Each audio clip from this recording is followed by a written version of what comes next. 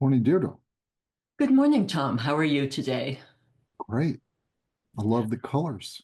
What interests me is that as we're proceeding through fall, your photos reflect the color of the moment. Like last week, you had some green in there, and now it's all color, and so forth. So just Oh, showing the progress there, and that's New England, where it is indeed at peak right now. yeah, I actually know it's in New England, but I don't know exactly where the location is on this particular one. But they are timely because I take them from current feeds Yes, that I get that are wonderful. Just there's no place like New England in the fall, as you and I both know. I mean, correct. there are. Colorado can look like this, and certainly there are spots in California and Right. Oregon, all the others. But Right. New England is kind of special when it comes to fall. That's for sure. Unique, known for it. Yes. It really is. You would know better than me at the moment. Everything looks still brown to me, due to shocking because of the desert. Yes. Um, but so this is our weekly brief. Correct. um, and where we take a subject and we apply it, a current topic in the news. So I'm going to let you introduce the subject for us. Mhm. Okay. The subject this week is almost obvious because of the play it's gotten in the news, and that is FEMA. Now, the whole situation around FEMA is highly politicized, and we're going to try to keep politics out of this. What we're going to focus on, though, is the leadership aspects of this whole situation. Remember what FEMA is, the Federal Emergency Management Association. They're supposed to step in and help when there is a national emergency. They're known for helping in earthquakes and hurricanes and so forth. And yes, indeed, we've had a number of natural disasters recently. But cutting through all of the verbiage around it, to my mind at least, there are some strong leadership aspects. And because our briefings are really talking about how to apply the theory that we talk about, the topics that we talk about, this FEMA example is a good example to see some of the points we make about leadership. Your comments, Tom. No, that's no, I'm completely with you. This whole series is meant for our the members who are actively supporting our work, and it's to take all the concepts that you and I have created and really put together and synthesized over the years in the form of leadership and the aspects of leadership, and that's why we're starting here. The series is taking those and applying them to help analyze current top of mind situations to help elucidate these concepts. And here, and you mentioned this to me because you and I briefed this for at least an hour or so before we do these.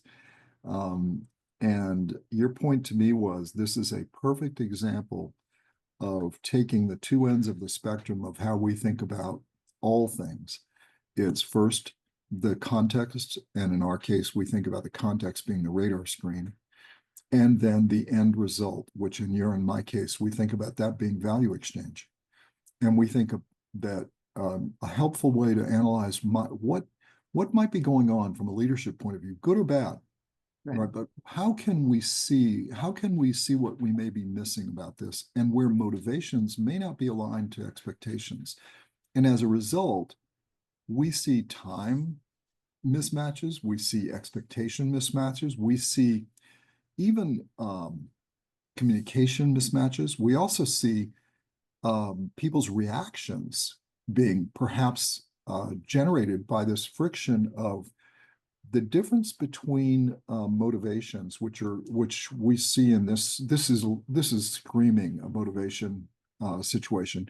And again, you and I don't do our work with a political slant. What we're trying to do is to analyze the situation, not to tell you that you ought to eat better because that'll help you prevent cancer. We're just trying to say, okay, here's what we see. You have cancer. Here's how you go from here. Here's what you do. We're not suggesting that you got it because you are following a diet that's inappropriate and you need to drastically change your way, because that's not what we do. What we do is help you take what you're dealing with and maximize it. So, Deirdre, starting with this, can you help us just at the very beginning? And this is FEMA, and we're looking at FEMA. We've got a couple of two examples of ones that are in our minds, but may not be actually where the bulk of the resources are at the moment. But we see the reaction to the first hurricane in North Carolina, where it seems to be the most visible to all of us. I'm sure they're equally bad at places in Georgia and South Carolina and others that we're not seeing, Tennessee, that are not as visible. And then now in Florida, and then now the one that just cut across Florida, Milton, that just cut across last night, actually in the middle of the night for me. I know it was earlier there. And FEMA's reaction and their response to that. Help us understand, what are we seeing when we look at it from the context point of view, from the radar screen, and then we look at it from the value exchange point of view? And I'll pick up on that last term. Remember the radar screen, that we start with. The radar screen contains the things that a leader is supposed to keep in mind while proceeding with leadership work, even while perhaps focusing on one or another aspect, but the other aspects must be addressed at some level at all times. It's the balance of everything on the radar screen that creates the great leadership that we all want to see. And the components on the radar screen, it's overall the mindset of a leader, how the leader approaches the work. And we have the 8 characteristics of the leader, which were actually the focus of a video that we've done. We have our basic 3 questions: the what am I missing? Are the motivations aligned? And how does time affect this whole thing? Then we have the whole vision, mission, strategy, which is the prime work of a leader. Is a leader working toward the vision, toward the mission, with a valid strategy that accomplishes what needs to be done? We have our leadership and management model, which sets out the work of the leader, the work of the manager, from the point of figuring out what to do all the way down to delivering results. Which, and you know that I put a lot of stress on execution and delivering results. I've seen far too much bad leadership where there are no results delivered. But then at the Hopefully not mine, Deirdre. Hopefully not mine. No. But then At times, maybe. The final element on the radar screen, which all of these other elements point to, is our concept of value exchange. And what value exchange means is that, say, I as a business provide value to the marketplace that the marketplace wants. That's my value proposition. But at the same time, I get value back from the marketplace in terms of revenue, in terms of reputation, in terms of recommendations, whatever it is I'm looking for. So that it's not just me putting something out there, it's me getting something back as well. And this is so important because too many of our students, we've found this, Tom, and as you keep pointing out, our students are anyone from our business students up through CEOs. Too many of our students forget that the purpose of a business is to make revenue, or the purpose for a not-for-profit entity is to deliver on the mission and get acknowledgement back for the mission accomplished, and so forth. And so I tend to look at, as do you, any situation in terms of, is the value exchange happening here? And now let's talk about FEMA for a moment. FEMA was established decades ago to specifically deal with these emergencies. And by and large, particularly in its early years, FEMA had a pretty darn good reputation. It operated fairly independently. Good administrators went in there, did their work, and helped the people. And now FEMA is actually part of the Department of Homeland Security, which of course is a cabinet position reporting up to the president. Now, we've had in the past 3 weeks now, two major hurricanes doing significant damage, causing the need for FEMA to do its work. And what we are seeing on the ground, and I'm trying to be as objective as possible here, but watching the evening news, I watch what I'll call standard network evening news, so it's not that politically biased at all. Um, what we are seeing is an absence of FEMA. What we are seeing is, yes, the administrator has been shown standing in one or two places saying, yes, FEMA is here and we'll do the best we can, period. But what else we are seeing on the broadcasts is not so much FEMA or the work that FEMA is supposed to accomplish. We're seeing the work by individuals, neighbors helping neighbors, people coming in from other states and helping out, utility companies from all the states around coming in and helping the situation and so forth.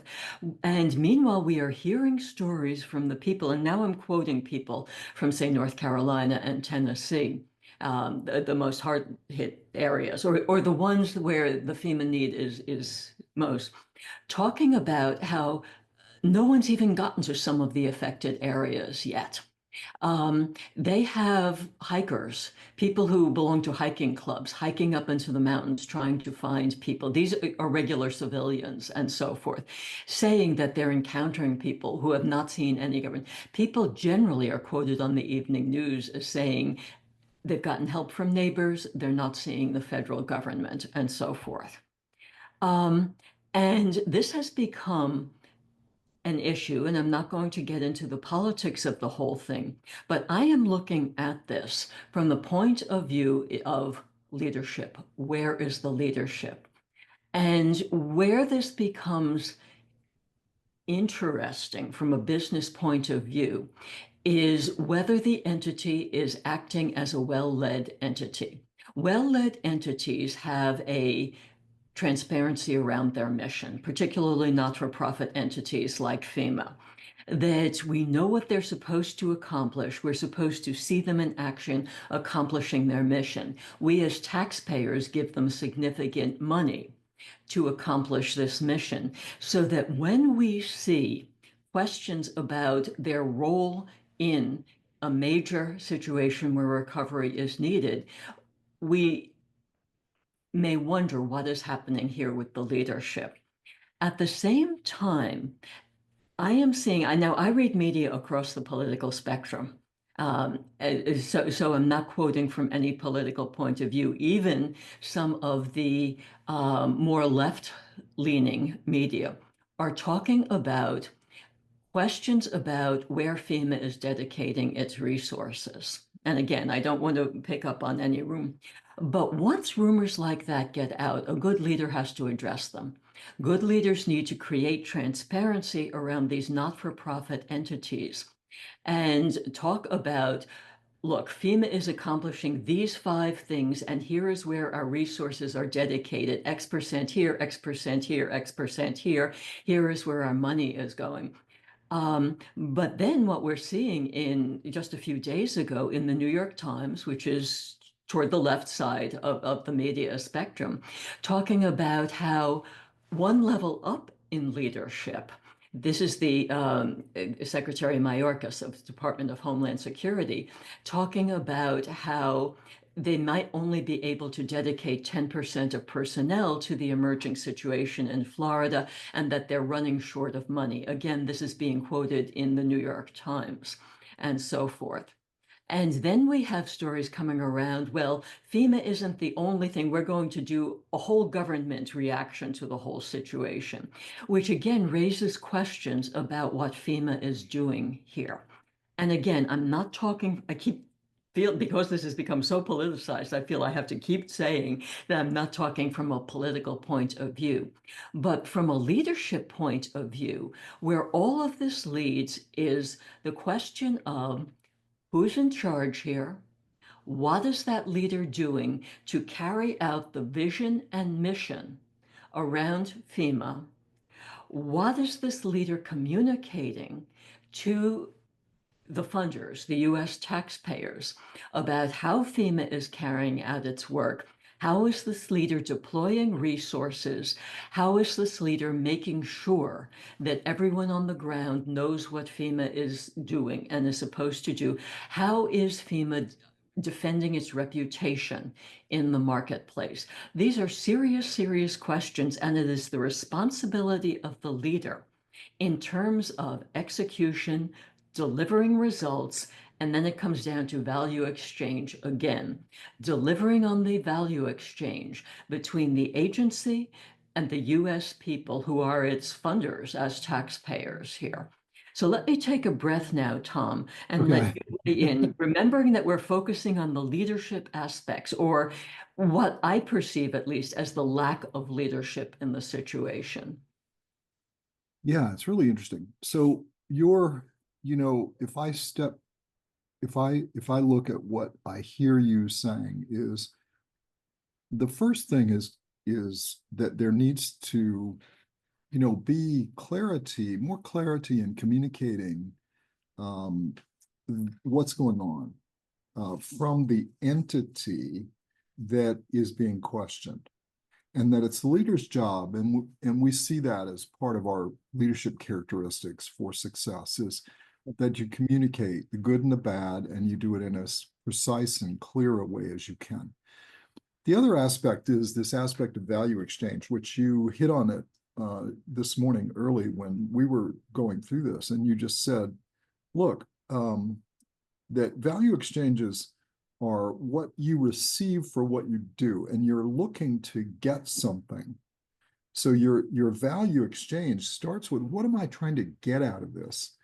And when you're not clear about the value exchange, well, when you're being questioned about your value exchange, which is essentially what's happening here, it's the Right. argument, and we're not talking about Florida yet, because Florida is really another story, and there it may actually go counter what's going on here in the area we talked about. So we'll deal with that maybe next week, but in more detail.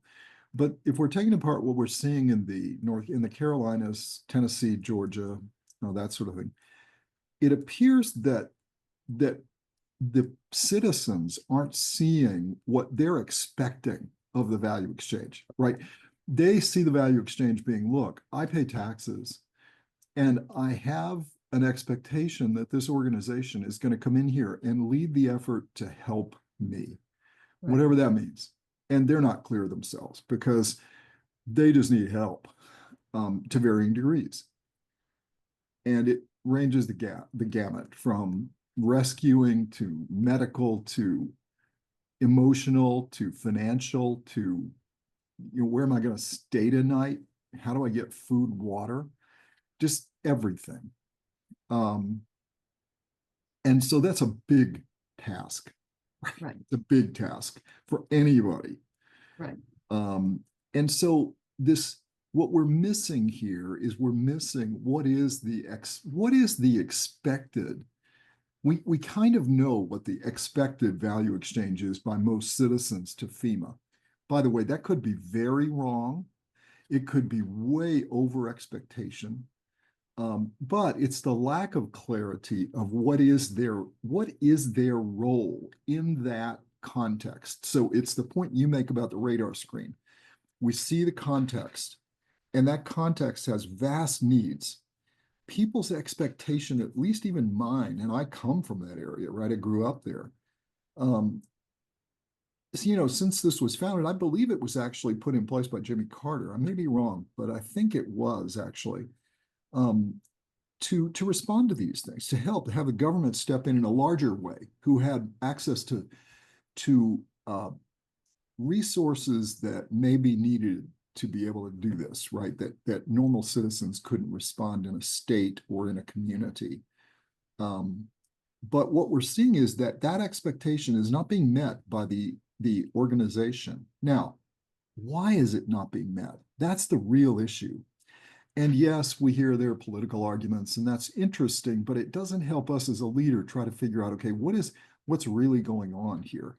And what we don't know is what is FEMA's view of the value exchange, right? The people that run FEMA, who is the secretary that's in charge of this, that reports into the president, and also to the director. We don't know what they think that value exchange is. Right. Because they may think of that value exchange as something very different. And in their mind, Deirdre, they may be doing a good job. And they may be resentful of you pointing out that you think they're not doing a good job. And the reason why you do is because you say, you're not meeting my expectation of the value exchange, Yeah. right? Now, I don't think you and I are not in the game of trying to help FEMA understand, what is your value exchange, right? We're just trying to say, how can you take the concepts that we have that'll help and be able to help you see what you may be missing? I think what we may be missing here is, what does FEMA define as their value exchange? Why do they do this? Why do they do this? And is the context right? We may be thinking that FEMA's job is to respond to natural disasters. They may think their job is to respond to anything abnormal that we're experiencing. We're having an abnormally hot summer, so they're going to deploy resources to help with people that have difficulties in the heat. They may think, since we're having problems with incursions across the I was getting ready to say Mediterranean Sea, the Gulf, from some of the islands, we're having people trying to get into our country, that they're going to deploy resources to help deal with that. Or across the borders, they're going to help with resources to deal with that. Where we may think, wait a minute, is that really what FEMA is supposed to do? By the way, that could be very easily defined as, that's an emergency that they need to deal with and they need to help with. So not judging whether it's good or bad, but judging whether the expectations aren't clear. And so this is a job that, what do you do about that? Well, you and I can talk about that at a different time, but there's where the leaders involved. And this isn't just the head of FEMA. This isn't just the director. This really should be that their boss, and probably even more the top boss, which in this case is the president. It would really help if the president would just articulate, what is the role of FEMA? And what is the role of FEMA? What is the purpose? What is their vision, mission, strategy? And how does it apply to this context? Because I think we're going to find, and I really do, I think we're going to find there's a different situation in Florida. That what we don't know yet. We need to let it go a week and then let's see what happens. But I think we're going to find that perhaps with the governor taking a more active role as the leader, and not having the expectation that the leader of the situation on the ground should really be FEMA, that difference in context might make a difference. We don't know yet. I think we even saw a bad example of this in New Orleans, where it was the expectation that the FEMA director that was in charge, and that because the president had delegated that responsibility to that person, and the view was, right or wrong, that the person didn't do a very good job, so they got fired, and then the president actually, I think, was damaged as a result of that, where in fact it may have actually been truly the responsibility of the chief executive of the state that should take that responsibility. So this lack of clarity, Deirdre, and I'm not trying to make a judgment as to what's the right answer here, because that's what you and I are not trying to do. We're trying to analyze it. And when I analyze the situation like that, from our point of view, I almost look at the one is to figure really who's in charge and why. And are we communicating clearly about what these expectations are? So I'm going to stop and I'll take a breath and let you now pick up whatever mess you think I just made on this one. Right? Okay. Well, what we're really talking about in Deep Business and in this video is about leadership, about how leaders should act in certain situations. And what you were setting out there was a lack of clarity around the very basics of vision and mission. That if there has been mission creep, then there must subsequently be staffing and budgetary accommodation of that. If it's an official change in mission. And I haven't heard anyone talk about this. So what we're talking about is an agency that was well regarded and that carried out its mission for decades here. All of a sudden now seems not to be able to deliver on its mission. And that's the responsibility of the leader. Now, it could be, let's take a look at this leader. And she seems a very pleasant woman, nice, who was talking on the news, talking about this. But I never heard her articulate the types of things that we expect now to hear from leaders in emergency situations. You'll see this all the time in the business world. There's a cyber breach, and people's identities are stolen. Happens all the time. The leader of the organization at which the breach has happened appears within hours on the news explaining exactly what happened, the breadth of the breach, and then what actions are going to be taken. There is that expectation in our mind that when there is something not going right, when something is not doing its job, not meeting its mission, that the leader becomes articulate about what's going on, why the problem exists, and how the problem is being solved. Now, I don't watch the news extensively, so I might not have heard this, but on the evening news, I heard woman, again, seemed like a pleasant woman talking about, yes, we're here and we'll be helping the people here and don't worry, etc., which is not helpful. I mean, it doesn't address what people want to hear. People want to see action. There's a breach between, and we talk about this all the time, Tom, that there is the theory, but you need to have the action. There is the strategy, but you need to have the execution plan. And then you have someone talking about, don't worry, we'll be here, but then that has to be seen on the ground. And it is my perception, and I could be wrong, and as you say, we'll see about this. It is my perception that there needs to be stronger leadership in this situation. Someone who can roll up the sleeves. Remember, referring back to our characteristics, you refer to the characteristic of communication. I'll refer to now good leaders having a bias for action, good leaders being experts in the field, good leaders building teams, good leaders getting the job done and taking responsibility. Blaming others, for whatever reason, is not accepting responsibility. The action is to deal with the people on the ground, to carry out the mission of FEMA. The doing their own work is to manage everything and manage the public perception of what's going on so that the funders, the US taxpayers, feel that the work being done is needed. And then, of course, you have the poor subjects of this whole thing, the poor people in North Carolina and Tennessee and so forth, who have lost everything and are just being shown on the evening news saying, no, I haven't seen anyone from the government. This is a disaster for FEMA. And a good leader needs to take action to deal with the perception, deal with the emergency on the ground, and then to deal with the whole issue of the mission of this organization and the communication of the mission and the demonstration of reaching that mission to the American people, so the American people have faith. And I'll also make one further comment. Some of the rumors and politicization and so forth would not be happening if the leader were doing a good job in communicating and staying on mission and in delivering on that mission to the people in need. It is in the absence of good leadership that rumors spring up. And we see this all the time, all over the place. And I think I'm also going to make one more comment that leaders need to be perceived as having the responsibility. The fact that the Secretary of Homeland Security is stepping in and doing so much of the communication undercuts the poor leader of FEMA.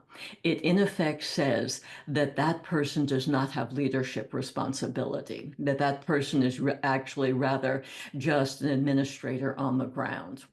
And that has to be understood in these chains of command, that who has the responsibility of the leader in certain situations so that that person can act as a leader. If a person is always questioning whether they actually have the ability to act as a leader, they will not act as a leader. They will stop short of doing what they're supposed to do. So that some of the steps being done by others to come in and say, wait a second, politics is destroying the situation, are actually undercutting the ability of the leader on the ground to do her job.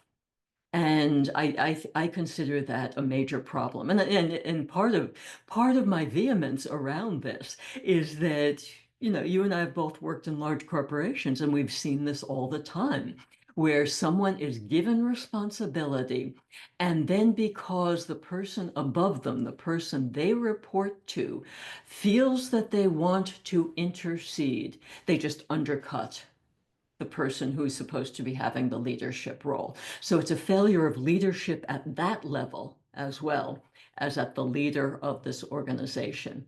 My turn to take a breath and turn it back over to you. Okay. So yeah, very interesting. So this is something that you and I have been thinking about for a while now, that institutional responsibilities are not keeping up, right? Correct. And so there's a lot of reasons why an organization like this might not be appearing to be reacting in the ways that the expectation is there. And one of them is the speed that things are happening. That we've talked about this before, so we don't need to spend a lot of time on this right now. But the world is moving at an ever increasing pace, and Correct. it's very difficult for large organizations to respond and stay up to that speed. Right. So this is where time plays an element, the factor of time. You know, we Yes. talk about what are we missing, what are the motivations, and how do they appear to be aligned or not aligned. So we've talked our way through that, and then this time issue shows up, Deirdre, I think, in clock speed. I think people expect that, and there's a lot of reasons why that's occurred. You and I think it's because we now live on the digital platform, and because we live and work and survive now and do everything we do pretty much on digital platforms. I know you like to step off that digital platform on Saturday and One say, day a we're week. going to leave you. I'll step back on. So you take the ladder down and go into nature for a while, and then come Yeah. back at some point. Which, by the way, may be the ultimate way that you preserve your sanity. But the fact that this is occurring and the digital platform is moving quicker and quicker and quicker is just causing these large organizations not to be able to respond. And it seems to be getting worse. And it may be getting worse. It's just that I feel badly for that. That takes really serious leadership to get in and to be able to fix that and get that moving. So that could be one aspect. Also, this question of leader follower. I mean, if you're not letting the leader lead, right? In the case you just described, where there's a reason why you want to intercede and not let the leader lead, they become a follower, not a leader. And then they become used to being a follower, not a leader. And then when the time is called for them to be a leader, they don't become a leader.